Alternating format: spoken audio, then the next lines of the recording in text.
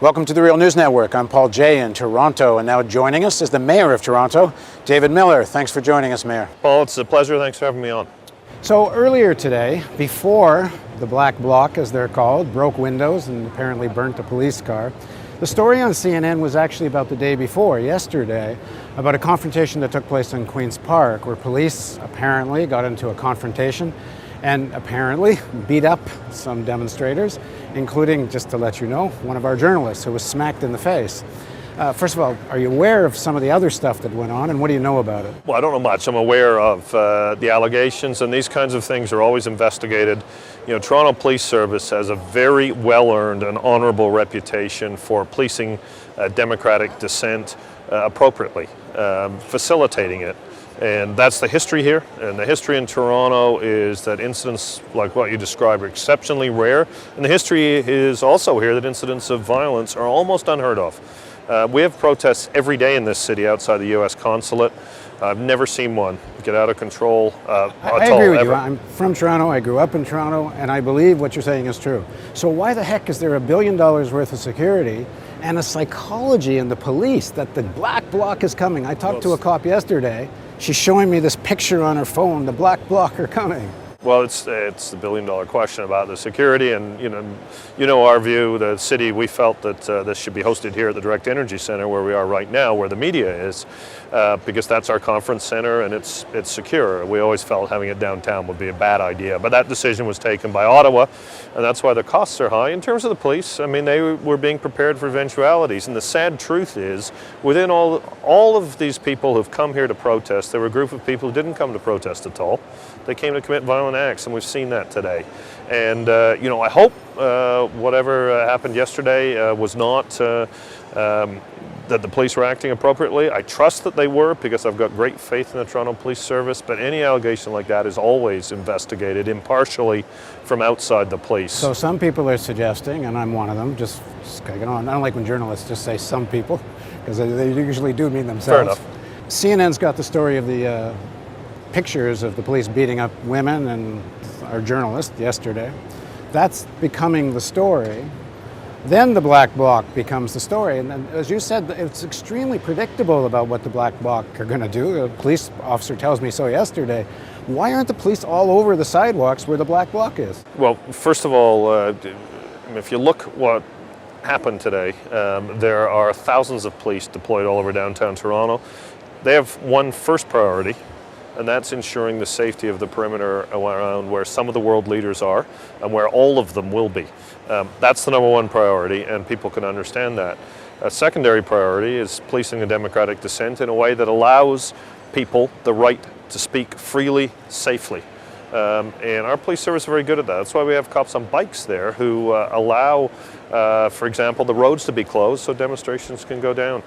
And within thousands of people demonstrating, there's a couple of hundred that want to create violent acts, and sadly, they're quite organized and effective about it. And the Toronto Police Service are out on the streets as we speak, responding to those acts. They will arrest people, and they have. And I think the sad thing for me, the protesters' message isn't heard. They wanted to be heard by the world leaders about having rights to safe abortions in the third world, for example. That was one of the images I saw on TV. Those messages aren't being heard because a group of people who call themselves anarchists, who are actually criminals, chose to commit some pre-planned violent acts. Well, given what happened yesterday and given what happened today, because again, I'd say pre-planned means the police knew about it very well, and there didn't seem to be any extra measures being taken where the Black Bloc was. I'm not asking you to reach some conclusion here. What I'm asking you is, isn't there enough going on here? There should be some form of public inquiry into the violence over the weekend. I think we're a long way from that. You have police officers here from across Canada, from Edmonton, from Calgary, from the RCMP, from Montreal, I think from Ottawa, from Peel Region, our neighbors. They're doing everything they possibly can. And if you step back... No, I'm not talking a public inquiry into whether the police are policing well enough or not. But given what happened yesterday, where demonstrators were hit, and we don't know what started the confrontation, but we do have pictures of them being beat up. There's an allegation from yesterday, and that will be investigated like every allegation, and it's done impartially. That's our system in Canada, by people whose job it is to review complaints against by the police department. No, not by the police department. Yes, and that's impartial, and that's as it should be. That will be investigated. But to suggest there's some systemic issue, I really don't think is factual.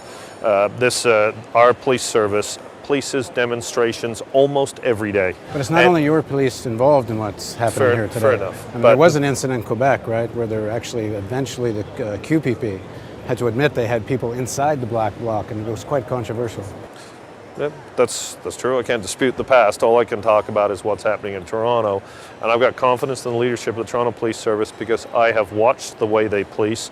Every police officer here outside the secure area is under their command. Inside it's the RCMP, but they're not policing the demonstrations. Okay, one more This quick is question. under Toronto's command. What do you make of this legislation, that the Public Works Act, which is, I don't know if you've had a chance to read it, it actually in some places seems to go further than the War Measures Act, and apparently it comes from 1939, just before the start of the war. But it actually allows, if I understand it correctly, and I have it here, it gives a police officer or anyone the government deems to be a guard the authority to define what public property is. It can be any amount of space, and it can't be opposed in court, and someone can go to jail for 2 months. So I've been briefed on it. I haven't read the legislation, but I've been briefed on it. My comment would be that the one thing I think should have been handled differently is these regulations, like any normal regulation, should have been posted for public comment. I think that's the way they should be handled, and then people can make all of the comments that they're making now ahead of time. That's the way regulations are supposed to be done in this city, in this country. That's what democracy is all about. They should be posted. People can comment on them and their appropriateness for or against. Is it appropriate for the chief of the Toronto Police to ask the Ontario Cabinet to secretly do this without the mayor knowing about it? Well, first of all, the chief did not ask the Ontario Cabinet to secretly do anything, and I think I know that's only a slight misstatement. The Ontario Cabinet chose to do this without publishing it ahead of time, and I think what should be challenged there is, in fact, the Ontario Cabinet, who should have made sure that it was done publicly. The Premier should have done that, and they should have made sure that, as they do with most regulations, there's some opportunity for people to comment before it's passed. And that's the flaw, and I really... Okay, public or not, these measures are draconian, one reads it. Is it appropriate in this situation? These measures already exist in this province. The only difference is they're being applied to the security fence, not just public buildings. They exist all across this province today. And you're right, this act has existed since 1939. In the modern day, would people support that legislation? I think you might be right. There'll be a lot of questioning. But these powers have existed for over 70 years, and they're applied to public buildings today.